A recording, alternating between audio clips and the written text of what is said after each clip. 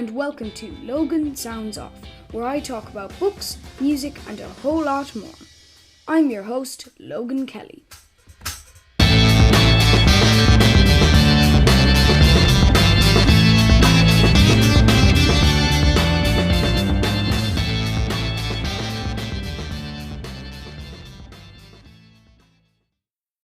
Hello and welcome to Logan Sounds Off. Today I'm interviewing John Kelly. How are you, John?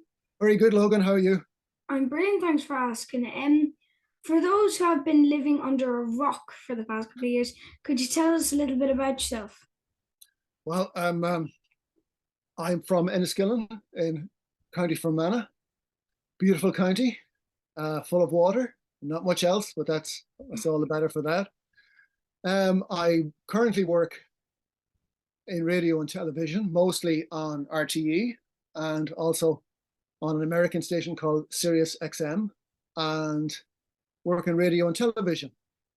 I also write a bit, although that has never been for me my living as such, but it's something I'm very sort of devoted to and committed to doing. So that's pretty much me at this stage in my life. I'm 57 years old, and I find that hard to believe. What age are you, Logan? I'm 11. Yeah, I'm turning 12 soon now. Yeah, I think I'm about 11. That's I think 11's a good age. We all have a mental age. What's your mental age? 11. Probably 11. I feel very 11 at the moment. You're a smarter man than me, so you're quite right. Stay at 11. I've got a question for you now, actually, as a child. When you were maybe 11, as a child, who influenced you while you were growing up? Well, I was an only child, so my parents had a massive influence on me, a positive influence. They weren't overly strict or anything, and even though I was an only child, I was lucky because I had lots of friends nearby. I think it can be hard if you're an only child if you don't know any other children, apart from maybe at school. But I had loads of friends. I was in and out of their houses. They were in and out of my house. So I never felt sort of lonely as an only child. So that would have been a big influence that I was an only child, actually, because I was able to indulge in my hobbies. You know, if I took an interest in something, I was able to devote my time to it. And I didn't have a big brother or a big sister wrecking what I was doing, or interrupting, or, you know, if I wanted to watch a television program, I could watch it from start to finish uninterrupted, which is a bit of a luxury when you're a kid, especially if you've got 12 brothers and sisters. So my parents would have been a big influence on me. And I guess that was 11 was sort of the stage of my life where I hadn't really gotten into music yet, or, you know, found what my real kind of passions in life were. So I just kind of went along with the flow, you know, what you did through school and what you did through your own local community and so on, which was all great. Wow, so see, I said 11 and it intertwined perfectly with the topic. Now that's something that I'm going to remember from this interview. And you see there that you were 11 when you started to go with the flow and things, and I'm going to come back to that. But what age were you when you got into music, that you really started to get a massive interest towards music? Right. In and around. I'm trying to, are you any good at maths, Logan? Let's work this one out. If I was born in 1965, what age was I in 1977? 12? 12, yeah. Right. Well, that was the start of it in a way, because when I said earlier about doing things with your local community and so on, like a lot of the boys, I was in the Scouts, you know, and I hadn't yet got quite to the stage where I felt I needed to leave the Scouts. I was still quite happy enough in the Scouts, and but something that happened in 1977, which was the year of punk rock and was the year Elvis died, was there was a massive big international Scout camp in Waterford, in a place called Mount Melleray. And people came from all over the world to it, thousands of people. But the highlight of it for me, and the life-changing event, was that Horslips played at it in a big open field. No way. 10,000 people. And it blew my mind. I was only 12. And I was too young to go and see them. You know, I knew about Horslips. I knew one or two of their records, I think, but I was too young to go and see them. I couldn't go and see them in a dance hall or go to Bundoran or someplace to see them. I was too young. So to see them was a rare opportunity. And that kind of started to change things for me, seeing Horslips like that. I got really into music. And then and some years later, in 1980, Thin Lizzy came to my hometown. And they were the first big band ever to come to the town, as far as I know. Um, you know, there may have been some back in the 60s who played on the show band circuit, some well-known American performers. I think Roy Orbison was around and people like that. But Wow. Thin Lizzy was the first thing I got to see that was in that kind of scale. And that really changed things for me. I mean, I was a different person after that show. And, you know, I started to follow my own star after that. I started to follow what I was into, not necessarily what, you know, you could agree with on your parents and so on. Although funny enough, I was never really rebelling against my parents. I was actually trying to find ways to connect with them. I wasn't I wasn't sort of, you know, this is my music and I hate yours. I always liked it Yeah. when there was music that we both liked. And that Yeah. might be, you know, the Chieftains or the Dubliners or people like that. And I always liked that and I still do. So I was often trying to find ways to connect with my parents rather than to rebel against them, you know? Wow. I like sometimes we'd play this game, which is like I got this for Christmas of Yeah. my aunt, and it was this Music Legends board game. Yeah. And I'd always love when we'd talk about music then and connect about music because as human beings, we always want to be part of a group and like things other people like. So I definitely see where you're coming from. And it's very nice to know that my parents like this as well, so I can talk to them about this. I definitely see where you're coming from there. And actually, I'd like to go back to where you're saying 11 and go with the flow because I just really want to ask about getting into music because that's something that I focus on a lot about music. How does somebody get into music? Because everybody has different stories. But my question is about going with the flow is I read that you studied law Mm. in Queen's University in Belfast. Yeah. And how did that come about? And how did you end up changing from studying to law to being a radio presenter and a TV presenter and an author and a poet and I all these wish I different things knew. that aren't to do with. Logan, I wish I knew. Look, I mean, really what happened was I was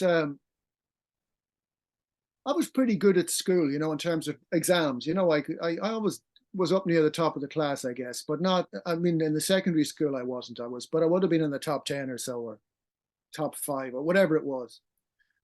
It would vary depending on how much I was applying myself in that particular year. But I, I had no idea in any sense of what I wanted to be when I grew up. I had no sense of vocation or training or teacher. What was it called?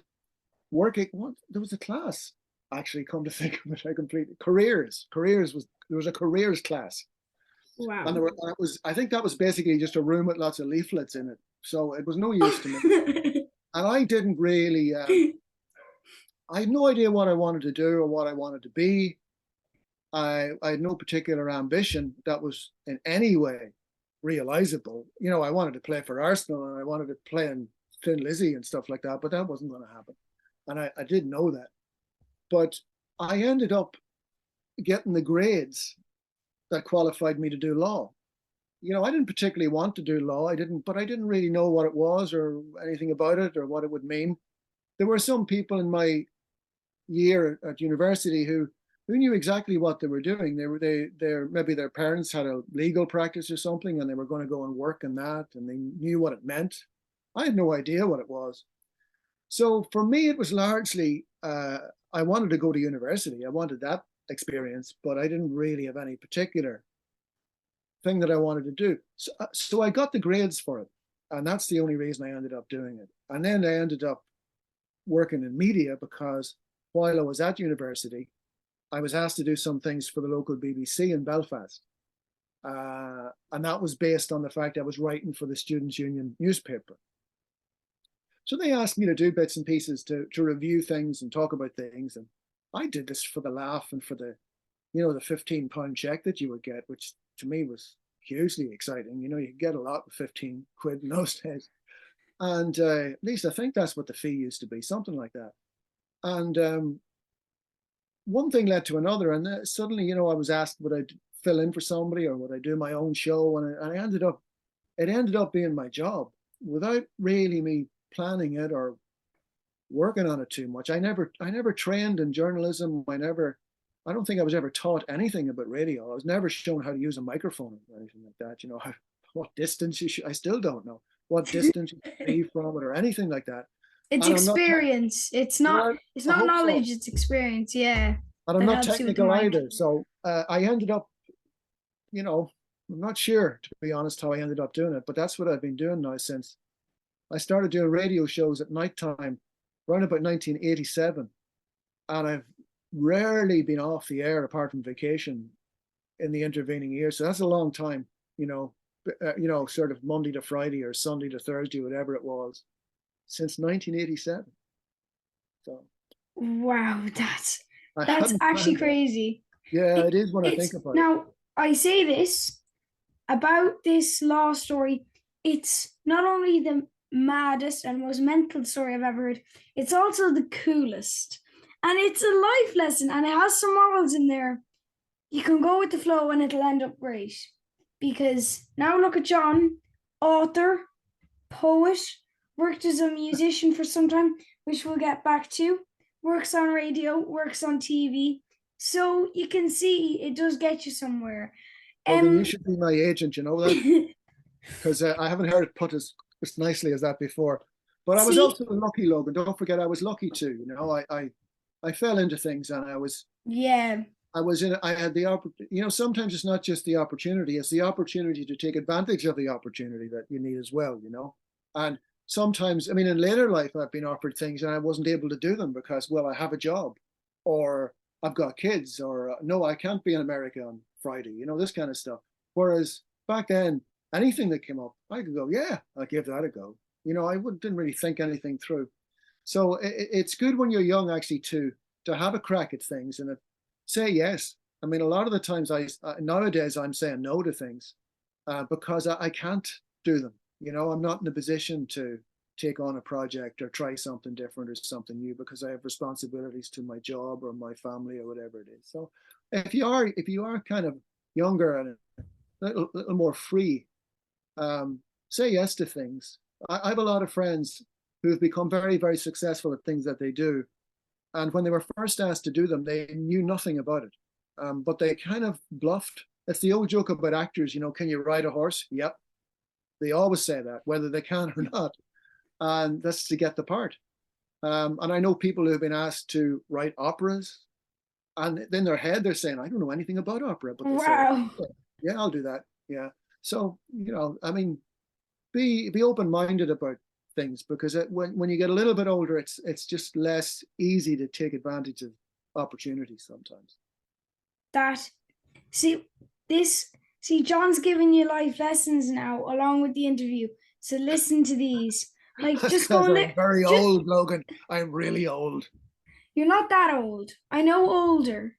But if you feel that way, let's go back to your youth. You were saying there that you were very good in school. Um, and I was wondering, what kind of books did you read as a child? Did you read many books as school kind of assignments, or were you a big reader at home? You know, I wasn't a big reader at all, Logan. I read a lot of comics, and I read well in the earlier days. I read, you know, the funny papers as they call them in America, just comics, Topper and Beano and all those sorts of things. And as I got a bit older, I read the Marvel comics. I liked all of those. Daredevil in particular. I liked Spider-Man. You know, Ant-Man. I liked all those comics when they were around. And I had flirtations with other ones like 2000 AD or for periods of time. And the only other reading I would do was I had a Collins illustrated encyclopedia, and I would just flick through that and read it at random. You know, basically looking at the Wow. pictures. But you would learn a lot from that in terms of general knowledge. there'd be a picture of a building in Greece, and just through repetition, you got to know the name of it, just from not from studying the thing, but just from reading it. So I would look through that, but I didn't read. I wasn't reading novels. I wasn't reading, the classics. Sometimes I meet people and they read, Jane Austen and all this kind of stuff. I did read Treasure Island. That's the first kind of proper book that I ever read, and I loved that, and I still love it. I still remember it. I remember the detail from it. Although it may in my mind, like the way it happened, maybe getting confused with the movie version that I saw as well. But I loved that. But I wasn't a big reader, and even when I went up to the big school, I wasn't much of a reader then either. I read, the school books, the school texts, the ones that I didn't like, kind of skimmed them. I didn't really read them in too much detail. But it wasn't until I got sort of halfway through school and I was doing what we called in the North O levels, which is the equivalent here of not the leaving, the one before.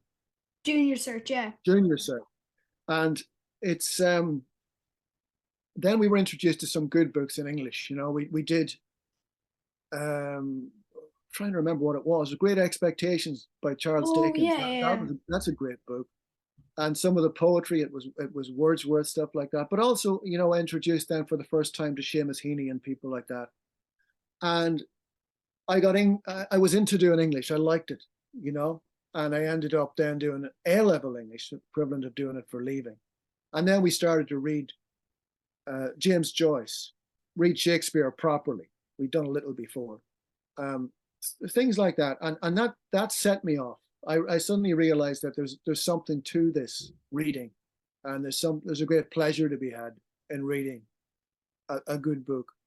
Now I never stop reading. I have a house full of books, and people come in and look around and say, "You read all of these?" And I read most of them, and what happens is the ones that I haven't read, I never throw them out, because eventually the day will come when I think I've got that book. I think I must, and sure enough, so it's become like a library now, so, and that's how I treat it. I mean, everybody needs a library. I must apologize to you, Logan, for not fixing my hair before I come on this. I'm used to getting people putting makeup on me and stuff. Oh God. No, I'm not, but only the special people get that. Don't say that. But that's very interesting, because, as I said earlier, you're an author, and that's quite an interesting story. And like, sometimes teachers, and I really don't like this, but discourage comics. But you grew up with comics, and that started to kind of give you a good idea of reading. Comics are excellent. They're brilliant. And from the other point of view as well, I was pretty good at art too, and I learned all of that from copying the comics. Copying Spider-Man and Captain America and all that. Yeah. Just doing those drawings. And I encounter lots of people who would have been heavily influenced by reading comics when they were younger. No, I wouldn't knock that at all. I think it's a good thing to do. It's visual. You've got to use your imagination. It's very artistic. I interviewed Stan Lee once, who was behind it. Way. Yeah, that was it. That was a bit of a thrill. I didn't meet him. No, it was like this, Yeah. But this is like meeting, So no, it was. I'm all for it. I don't know if people read comics anymore, do they? Well, now. Your age, for instance. Well, like a good friend of mine, Zach. He loves comics, like everything to do with Hulk. He's all over it. He loves Marvel, loves DC, all of that. So he definitely read comics. Though kids my age, the Beano, not many kids will read that. Like me, along with some other kids, will pick it up occasionally and get it off relatives and stuff. For instance, like I love the Beano because I got the Dandy Annual 80th and a special edition, which I loved. I read it back to back so many times. It's nearly like I could recite it now. And I've read the recent Beano for Pancake Tuesday and stuff like that, which I really enjoy. but comics would be popular, but you wouldn't be able to go into Easton and just like pick up a Marvel comic. The only really ones that are in bookshops still, which not many children read at all, is Commando and Don't stuff know like that. Is it Commando? No, don't know that one. It's about a guy in the army, I think, but they're like nearly like really small books. Yeah. Oh yeah, I remember yeah, those. yeah. Yeah. Yes. I don't think I ever read those, but I do remember those, I think. Yeah. And do you, Logan, do you read? We were talking about the classics there. Do you read novels? Well, like I'd read books. Like I'm reading a book at the moment called "One of Us Is Lying." Right. I just finished a book this morning called "The Spook's Apprentice," which is kind of a Okay. fantasy novel. Yeah. Um, I wouldn't read classics that much. Like I read The Hound of the Baskervilles Oh yeah. a couple of years ago. Was it a bit dull? I liked the storyline, but I thought it was Yeah. a bit dull. Yeah, Yeah. I bought Moby Dick thinking it was going to be hard, like, but a bit easier. Yeah. But I read the first page and I went. I said the exact thing you were talking about earlier. Do you know what? There'll be one day when I'll go back to that, and I just You know, left you're it right. there and I went to another book. You're right about that. Look, it's you don't really need to know all that much about whaling. Yeah, There's a lot of information in Moby Dick, a lot of it. But as I say, you never know. You never know. exactly. It'll be Um, one day and it I'll is have great. it, Look, and it's then I'll brilliant. But read it. Logan, I only read it about 10 years ago, and I read it because it was on holidays and I had nothing else to do. I finally got to read it. But and it's brilliant. But yes, there's an awful lot of information about how to tie knots and how to throw harpoons. Yeah, there's a lot of stuff there. Oh wow. But yeah, that one was shelved pretty quickly. But I also have a question to do with Mystery Train. Mm-hmm. And any Mystery Train listeners at the moment who've listened for a long time, probably before I was born, maybe, that Elvis Costello was a co host. Oh yeah. And I read about this and I went, what? And I said, I have to ask about this because I've heard a lot of Elvis Costello stuff and he's a very good musician. But to hear he worked with the guy I'm interviewing, again, with your thing, you get opportunities. I said yes. So tell me all about Elvis Costello being your co host. Well, um, well, it's obviously a wonderful thing for me because before I ever got to know Elvis Costello, I was a huge fan of Elvis Costello. I mean, a very, very important musician to me growing up, and not just in my early teens either, but right through my late teens and early 20s in particular, meant a lot to me, and I'd followed his career. I'd met him.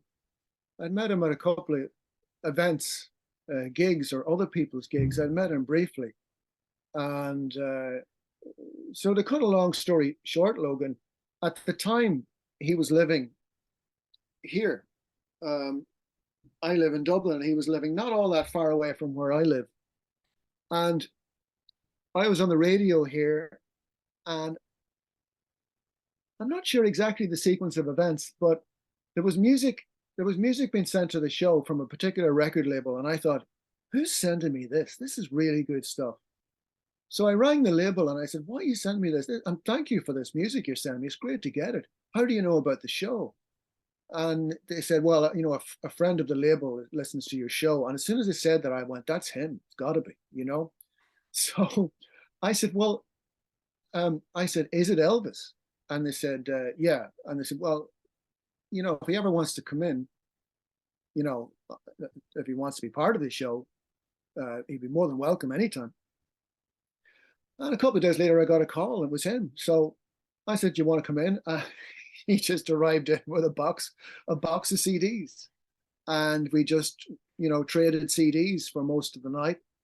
And because he's multi-talented, he really took over the presentation of the show. I mean, he hosted it really, because he opened up the show and said, "Hi, this is Elvis Costello. You're listening to Mystery Train. I'm here with John." He did the whole thing, and he understood how radio worked. He understood He seems kind of radio savvy, that he wasn't coming in Absolutely. there with no intelligence Oh, on how the radio worked. He actually no, came in with the whole idea of how it worked. he had the show planned, but he also knew how to put it together. He knew what pieces of music would work well in the segue. He knew what would be too long, what would be too, what would fit where, what would be a good one to start with, what would be a good one to end with.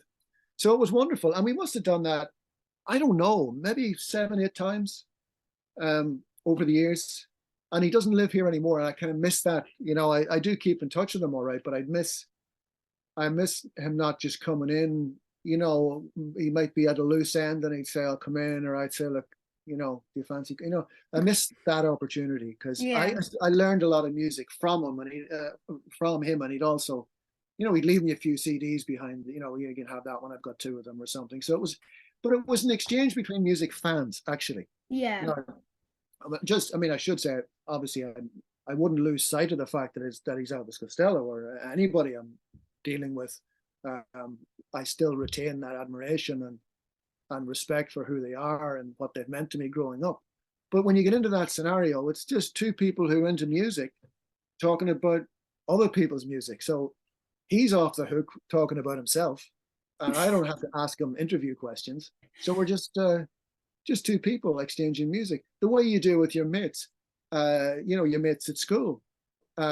Except for me, it was extra special because I was doing it with the guy we'd be talking about with my mates at school.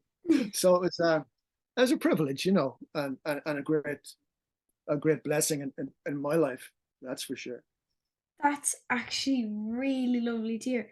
And it's something that I really like, is talking to somebody about music. That's really what Logan sounds off is about. Having the chats about music, just casual talking. And you didn't not only work with Elvis Costello, and I have a list here, so everybody who's listening, get ready. Oh, yeah. You also played harmonica on stage with Van Morrison, Tom Robinson, Horselips, who we talked about earlier, Gavin Friday, and Paul Brady, who I'll come back to. How was that? Well, that's a paragraph I'd like to get off my Wikipedia page, to be honest. But if anybody knows how to do that. But look, I mean, what that is, Logan, is those things. I play a bit of harmonica. I'm not professional level harmonica player at all. I get up and make train noises and things like that, chugga noises on the harmonica, and that's fine. Those situations emerged kind of just out of social situations or friendship situations. The most sort of where it moved up a level was Gavin asked me to play on a track on one of his albums. So I had to that was more serious in a sense. But the other occasions were kind of jams, or will you get up and play, or maybe in an older part of my life where I was younger and more confident, I might have jumped up and played, or so but there were just rare events that, looking back on, yes, it seems extraordinary. But at the time, not overly extraordinary, because they just developed out of a social situation or out of friendships or connections. I mean, Dublin's a small city, and when you work in my business, you do get to meet all sorts of people, and some of them, inevitably, as is the way of the world, might become friends. Some of them don't, and some of them are acquaintances, and some of them are people you don't see, and some of them are people you maybe won't see much of again, or whatever. Just normal relationships with people. And again, the factor that binds people together is an interest in music. And when you get to that point with people, it doesn't really matter who they are. That is so. We're back to this go with the flow thing, where say yes and all this. But that's really interesting. Wow, though, like thinking about that Gavin Friday and all them asking you up, that's really a big deal, and it's very, very interesting to hear somebody be able to say, I did that, I was with them, I met them. But we played harmonica with Paul Brady. But you also helped in on Say What You Feel, was it? Yeah, well, it's You helped awful. out on that album. And I Mm. wanted to ask, what was it like working with Paul Brady on that album? Well, Paul is a master, at what he does. He's one of the greatest singers we've ever produced. He's certainly one of our greatest songwriters. He's an extraordinary musician, extraordinary guitar player. I mean, just to watch Paul tuning his guitar is an extraordinary. I mean, at live concerts, in between songs, when you tune the guitar, you go, what is he even doing? So Paul is a master, and we come from the same part of the world, so there was a connection there already there when we met many years ago now, way back in the 80s, and many mutual friends and so on. And I guess Paul knew that I wrote poetry and whatnot, and he was always saying, why don't you, let's see if we can write a song. And I was going, well, the poetry I write, I don't think is translatable into songs, because well, they're two separate things unless you write a ballad or you write something like on Raglan Road or something like that, which is Yeah. which is a song even before it became They're a like song. nearly verses kind of Yeah, thing. yeah, that's it. So we wrote a couple of songs and together, about half a dozen, and I mean, like I knew my place. I'm with one of the best songwriters, so you're I wasn't barreling in there going, let me show you what I got here, Paul. But I did the best I could in terms of, one of the things about co-writing songs is there's a kind of a code that afterwards you don't break down who wrote what, which is the fairest way of doing it, because then you start arguing about, well, I wrote 5/6 of the song and he wrote 1/6 of the song, this kind of stuff. So Oh you don't get God. into that at all. But what I could say to you is one of the songs I might have come in with nearly all the lyrics, kind of done, sort of. And then it would need Paul to go bang, bang, biff, get it. Make it happen. Yeah.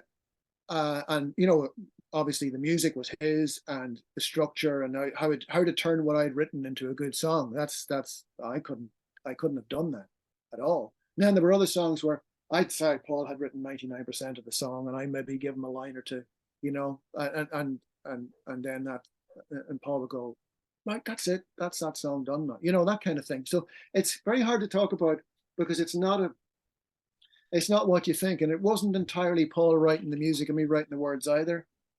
I was kind of, and to some extent, maybe vibing the music a bit too, and he was clearly having an effect. You both had an input which created a great song.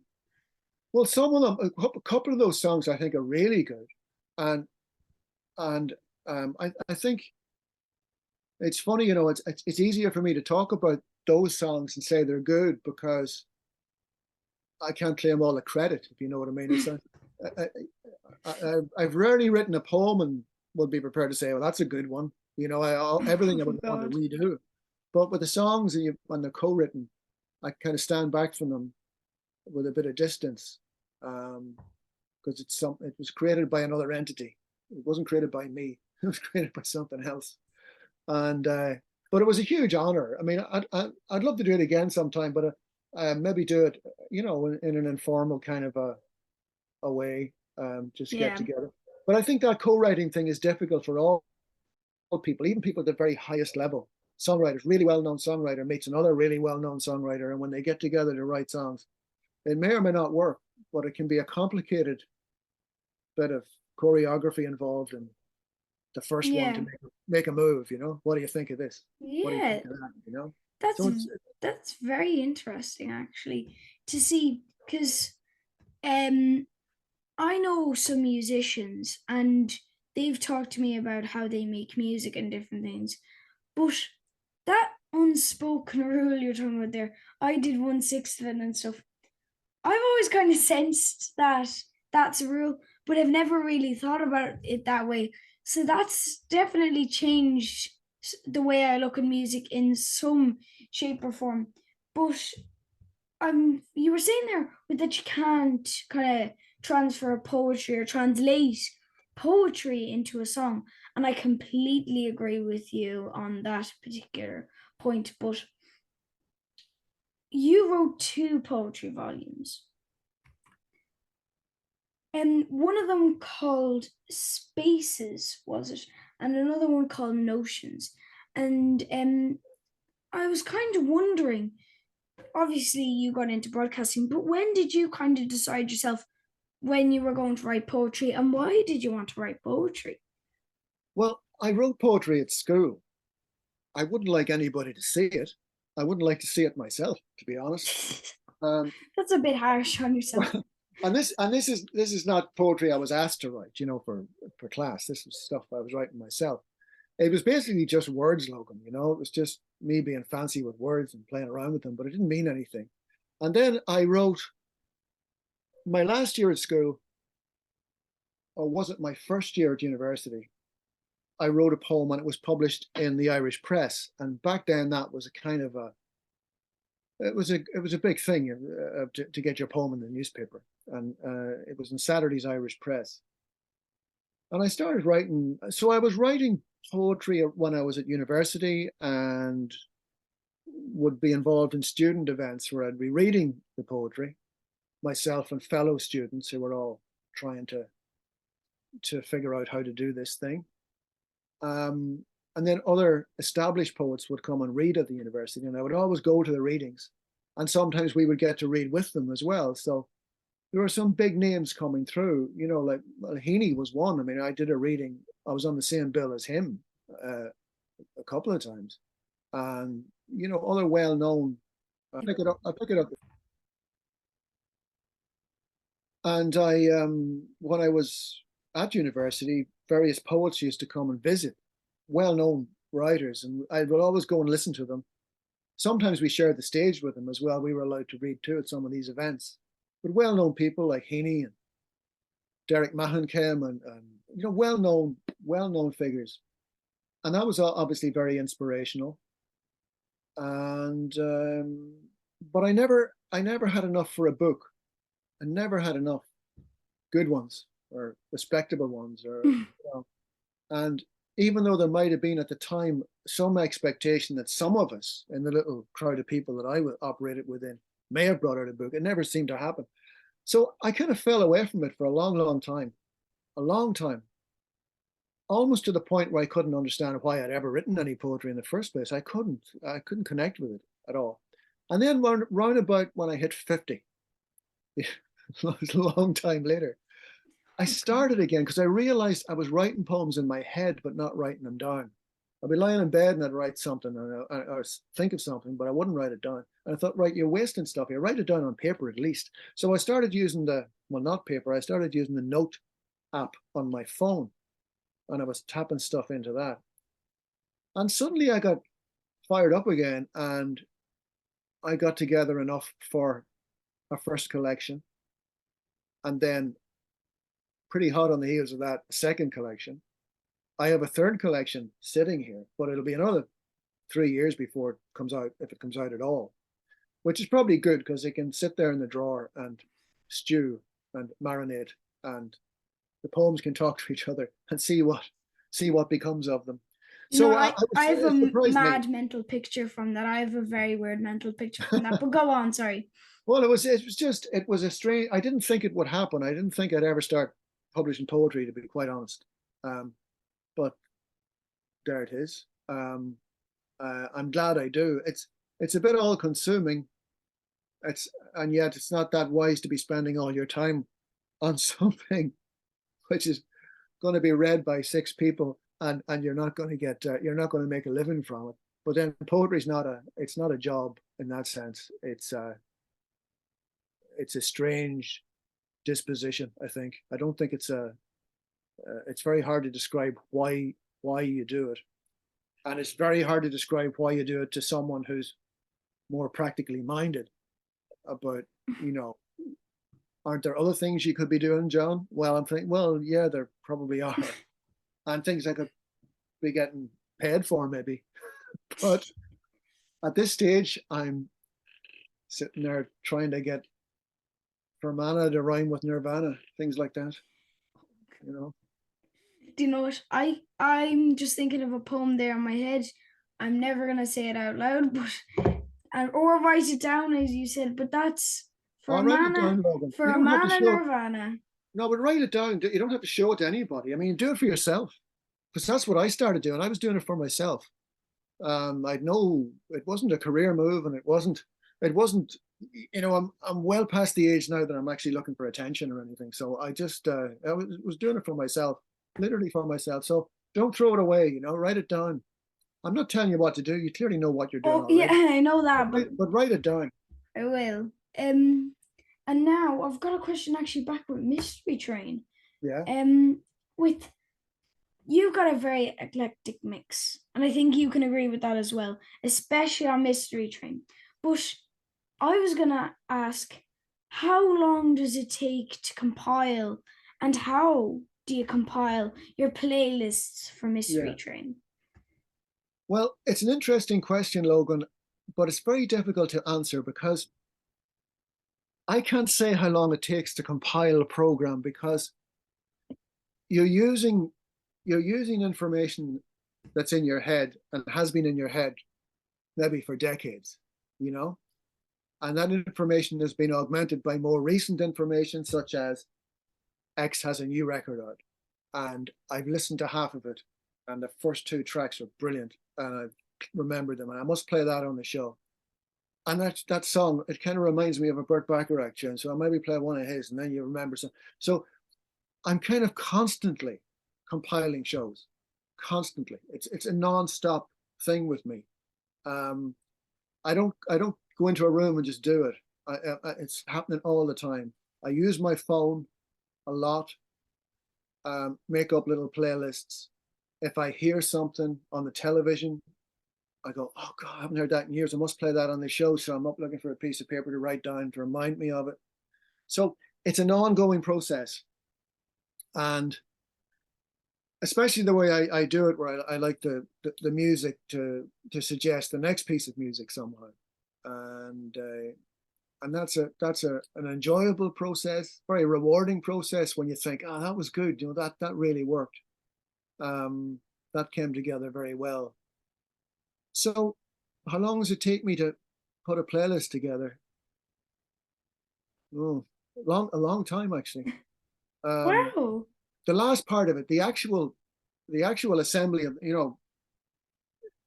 me grabbing CDs and going, right, I'll play that, and then oh, there it is there. Where's that one? Putting them all in a little pile. That might take me 20 minutes, 10 minutes. But that's not the making of the playlist. That's just getting all the ducks in a row, really. It's very hard to explain.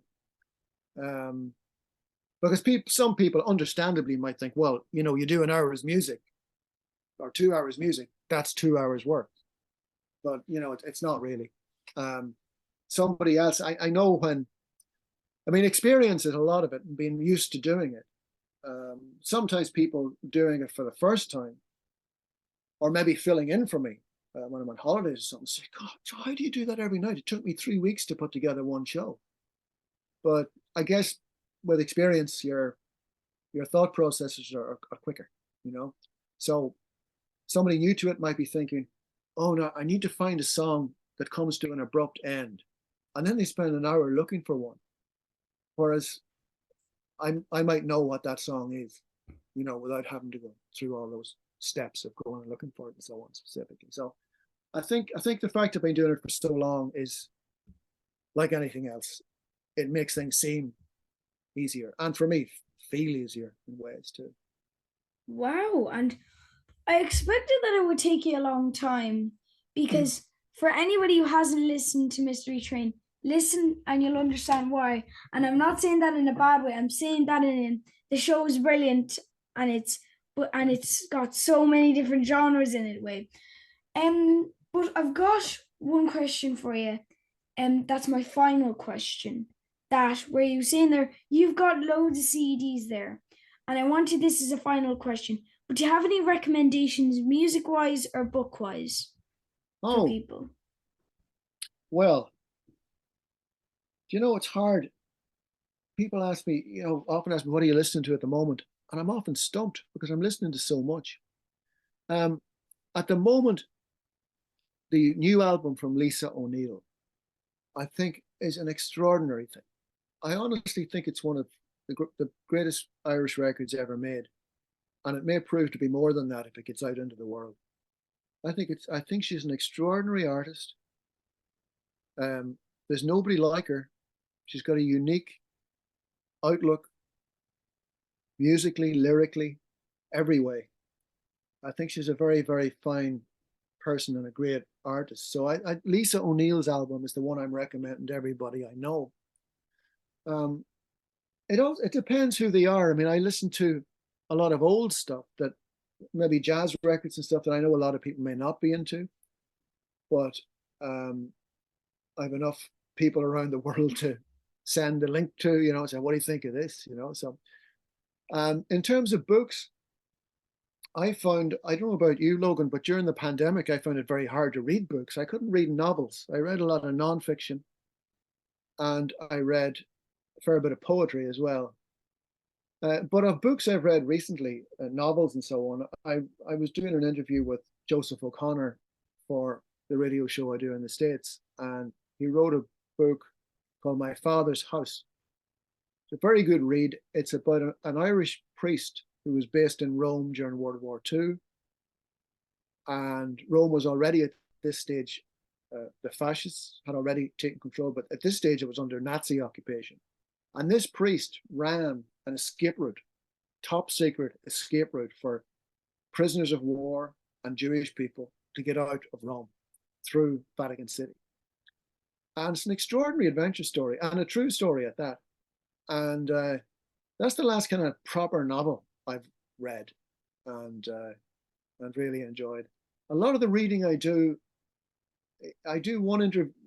my radio show in America involves one interview every week. And that means I've got a book to read every week, usually, if it's a writer.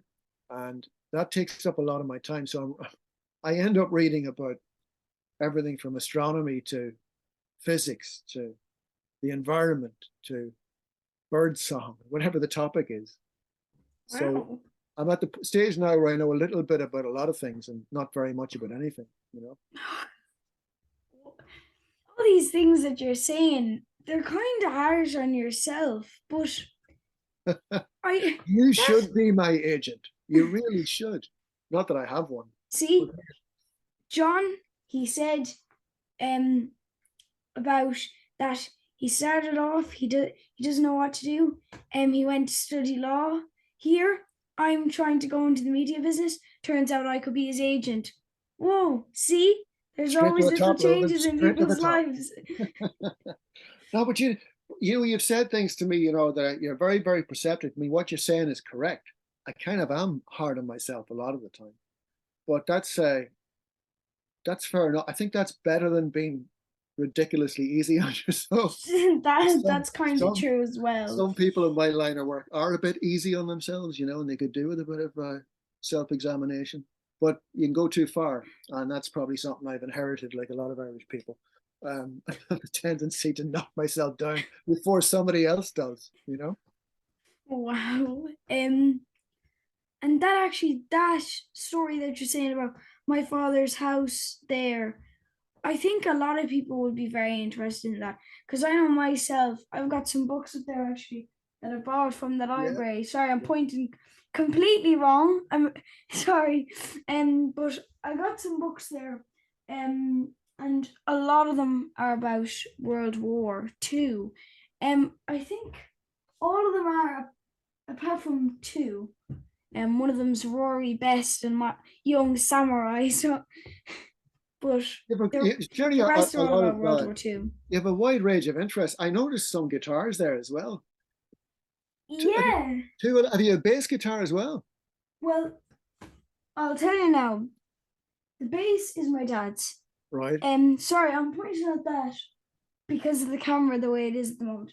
But the bass there is my dad's. The two guitars are mine, and I got that acoustic for my birthday. Not this year when I turned 11, when I turned 10, and then I got the electric for last Christmas, yeah. And I really enjoy playing guitar. Now, I say this on pretty much every interview that somebody asks me about the guitar. I love guitar. That doesn't mean I'm good at it. Well, I'm not that great at it now, but I really enjoy it. well, can I give you another of my boring life lessons when it comes to guitar, They're right? not boring. They're very Well, philosophical and interesting. well, you know something. You know what you said there about I love it, but I'm not good at it. Don't stop playing it because Oh yeah, yeah. I did stop playing it because I got to know so many people who were brilliant at playing music. I know I didn't stop playing it because I was, I hated myself or anything. I just thought I'd rather listen to them. I'll enjoy these people playing. But there was no reason why I should have kept it up, even if I only knew three chords. Because a lot of people, for a lot of people, three chords is more than enough. Yeah, like the Ramones made most of their songs 3 chords each, Right, literally. you are, right? Not often I'm talking to an 11-year-old and he uses the Ramones as an example, so I take my hat off to you again. But you know what I mean? Don't not play it because you're not a virtuoso or something like that. Because that's when I was younger, that's really what happened. You had to, before punk came along, you unless you could play, like Jimmy Page or someone, big guitar virtuoso with all the shredding and all that stuff. It's like Yeah. you weren't a guitar player. But that's wrong. I mean, I could have got by with those three chords, and I should have stuck with it. I wouldn't have been able to jam with Paul Brady, but well, maybe he could come down to my level and just not use that bizarre chord that he knows. But it's no, but I mean, don't not do it just because you feel you're not great at it, and maybe you are great at it. You see? Well, all of that's true apart from the last line you said there. All of that's very true apart from the last line. But I'm practicing on it and I really am enjoying it. But like my granddad once told me this that he plays golf and he said, I don't by the way, this does connect to the guitar in some way before you start going, why is this guy ranting on about golf? He said, I'm not that great at golf, but I love it. And I could be stuck in a way worse situation, so I may as well keep on playing it because I love it.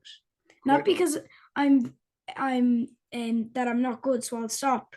I love it. Yeah, So that's really something that I've kept in mind when I yeah. think, God, I'm not very good at this, am I? Do what you love. Do it. Yeah. Yeah. Don't not do it. Put it that way. Don't find a reason not to do it. Just keep on doing it. Um, Listen to your Uncle John. I'm 102. I know all these things. Wow. Now that will stay with me for all the years I live. Listen to your Uncle John. But Yeah. that sums up I don't see why you should listen to me. My own children don't listen to me. Oh God. And a large proportion of the Irish population doesn't listen to me. Don't worry, nephew Logan will be here, who's All right. 11. Good man. Good man. But that pretty much sums up all my questions that I've wanted to ask you, John, today. And you have given some brilliant answers, and you've thrown in a bit of philosophy there as well, and life lessons. But I really enjoyed talking to you, and I just want to say thank you for joining me on the podcast. I really appreciate it. Well, thank you, Logan. And may I say, you're a dab hand at this. You know what you're at, and I commend you and your podcast. And long may it podcast. And thanks for having me as a guest. Lovely to meet you. Thanks, John. Goodbye. Bye, Logan. I hope you enjoyed listening to this episode of Logan Sounds Off. You can follow me on X, Facebook, and Instagram at Logan Sounds Off. And don't forget to subscribe and not miss any more cool episodes. Bye, guys!